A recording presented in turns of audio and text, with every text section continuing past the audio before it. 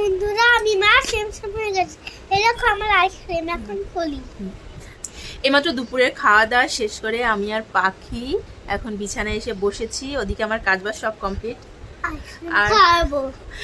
আর এই শীতের শুরু থেকে বলবো না, তার আগে থেকে পুজোর সময় থেকে পাখির এত ঠান্ডা কাশির জন্য, মানে ওর জন্য ও এত আইসক্রিম খেতে পছন্দ করে, ওর জন্য আমিও আইসক্রিম খাওয়া বন্ধ করে দিয়েছি, যে ও খেতে পারে না।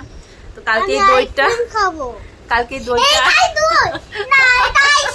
আচ্ছা, এটা আইসক্রিম, এটা কালকে আনা হয়েছে, এখনো খাইনি। তা ভাবলাম ওকে ছেড়ে খেতে ইচ্ছে করছে না, তো এটা বাইরেই ছিল, ফ্রিজে রাখিনি। তো দুপুরে খাওয়া দাওয়ার পর ভাবলাম একটুখানি দইটা টেস্ট করে দেখি, তাই না? ম্যাঙ্গো দই। ম্যাঙ্গো দই, ম্যাঙ্গো আমার পছন্দ। হ্যাঁ, আমি একটু মাকে খাওয়াই। আচ্ছা, আমি আগে তোমাকে খাই দিই, তারপরে। কেমন টেস্টি?